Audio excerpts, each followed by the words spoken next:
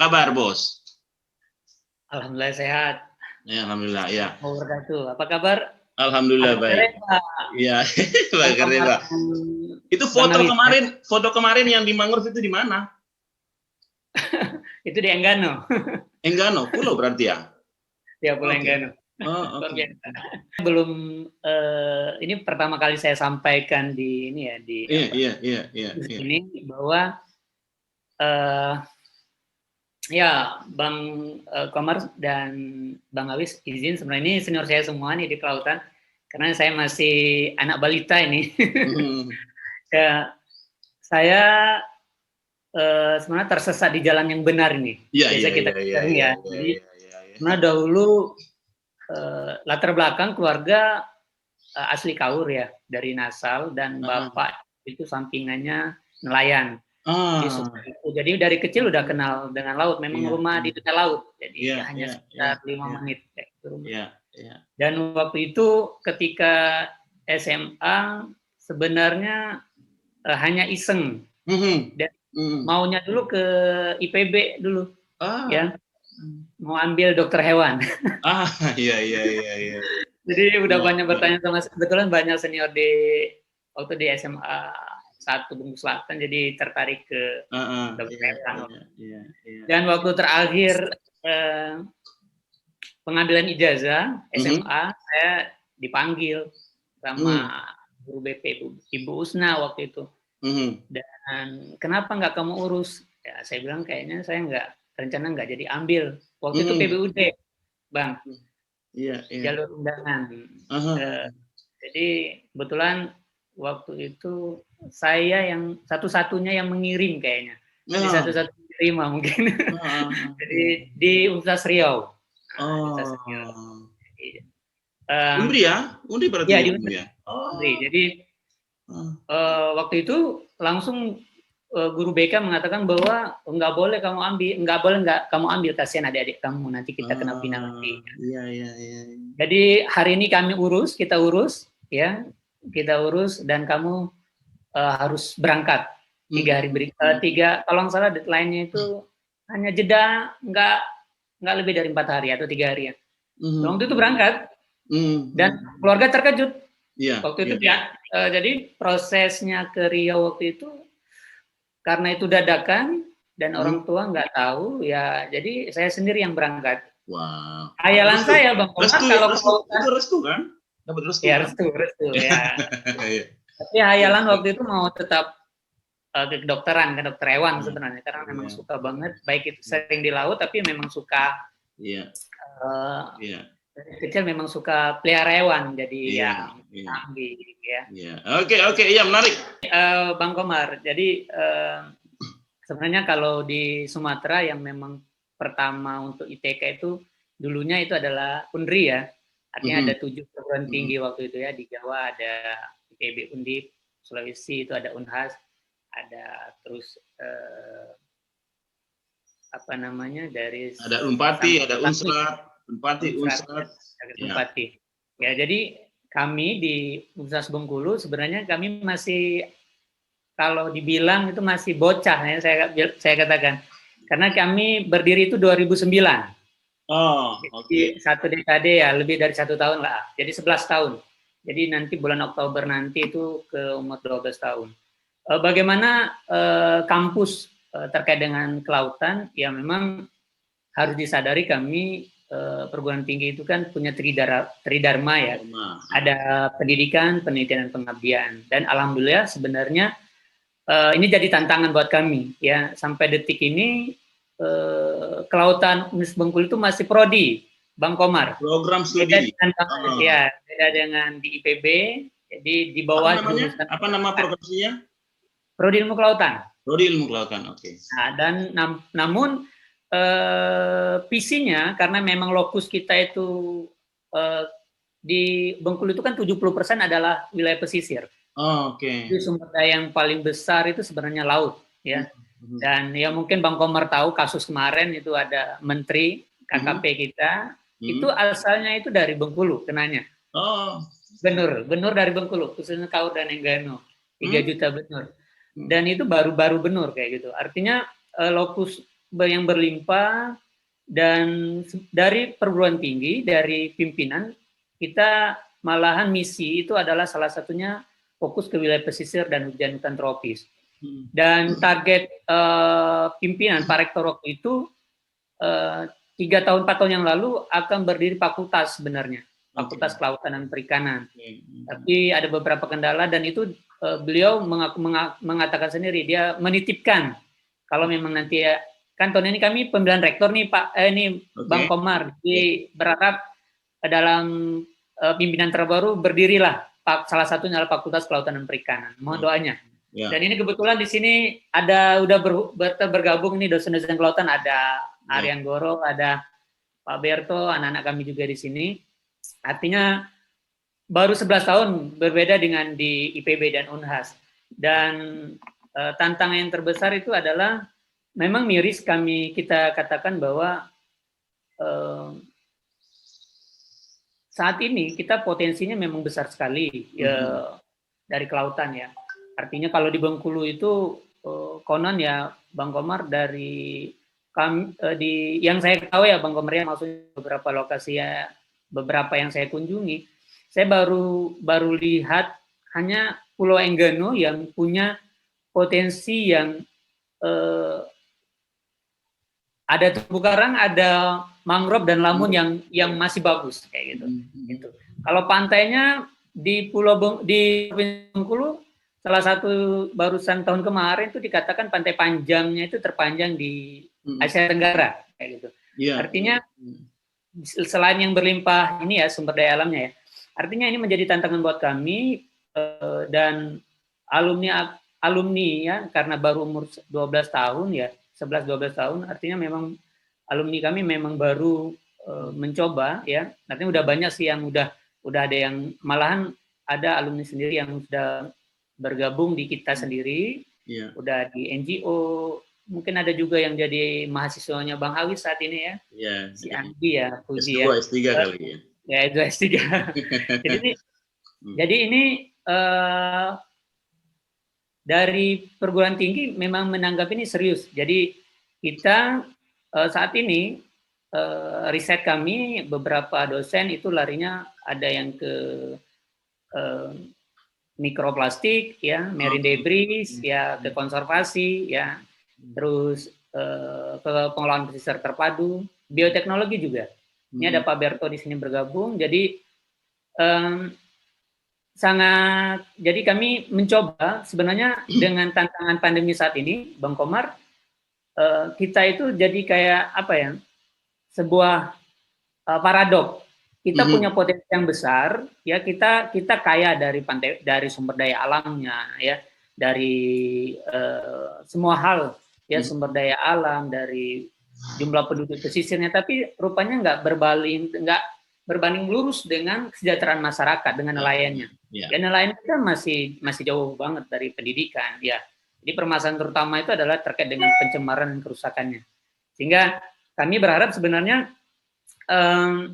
alumni kami, ya alumni di Kelautan Unip, ya itu bukan mencari pekerjaan sebenarnya Bang Komar, tapi membuka lapangan pekerjaan, Bang Komar. Jadi memang di tantangan tersendiri di Universitas Bengkulu, kami juga sebenarnya perhatian dari kampus itu adalah semakin kuat. Waktu itu Universitas Bengkulu ditunjuk sama KKP adopsi pulau waktu itu. 4 apa 5 tahun waktu itu. Dan memang sampai detik ini kita tetap ini pengabdian masyarakat di sana. Artinya bahwa saya ingin mengatakan kami ingin menyampaikan di forum ini bahwa kita sebagai generasi muda harus bangga ya dengan kelautan itu ya. Jadi permasalahan-permasalahan tersebut itu jadi tantangan. Kita harus kalau bukan orang laut yang memperkenalkan, siapa lagi? Ya, itu kita semua perkuliahan itu adalah dalam kondisi posisi daring. Lain. Artinya karena yang tadi ya, kita tidak ingin ini semakin besar wabahnya. Beberapa kami dari dosen juga teknik itu udah ada yang banyak positif. Dan kalau untuk pembelajaran ya itu tetap daring, tapi kalau untuk penelitian dan pengabdian itu tetap jalan kita. Artinya untuk mahasiswa itu kita itu ada KKN, mereka tetap kalau kelautan dia KKN mandiri.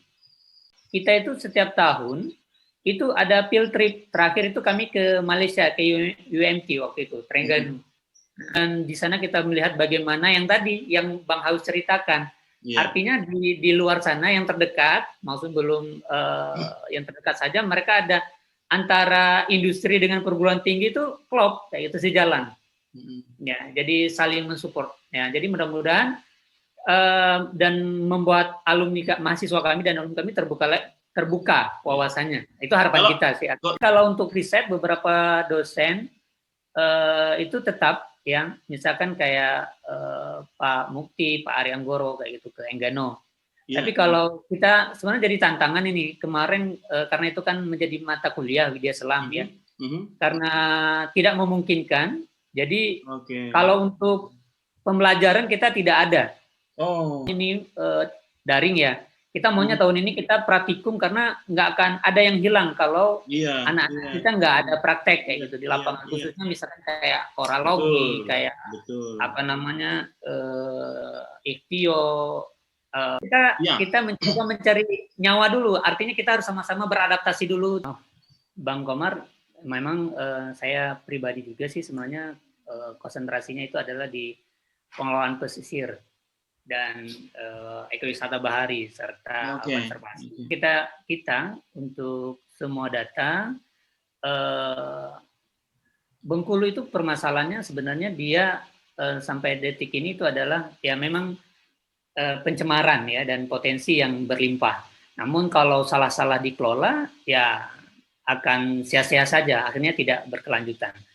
Jadi untuk mahasiswa sendiri sebenarnya kita ajak mereka ikut bagian hibah risetnya dosen-dosen. Nah, jadi mereka belajar bagaimana sih sebenarnya riset dan kita benefitnya mereka apa namanya mendapatkan untuk skripsinya itu tanpa biaya dan untuk publikasi juga serta kita juga membantu mencarikan mereka beasiswa. Artinya memang sampai detik ini ya kami banyak alumni kami sebenarnya karena tadi kita banyak klub ya dan apa namanya potensi yang memang tantangan terbesar. Kami berharap sebenarnya Bengkulu lokusnya itu adalah aturannya Bengkulu itu karena sumber daya alamnya masih alami gitu. Artinya perusahaan-perusahaan kita nggak banyak. Salah satunya adalah ekowisata pantai. Kami berusaha dari perguruan tinggi ya kebetulan memang konsentrasi saya kita mencoba mencari bahwa larinya bahwa untuk pengembangan pengelolaan itu larinya ke ekowisata dan alhamdulillah kita udah mencoba mencari ketika itu dikatakan ekowisata artinya yang dicari itu adalah yang dilindungi adalah lingkungan. Jadi kita nggak akan bisa kalau orientasinya adalah duit.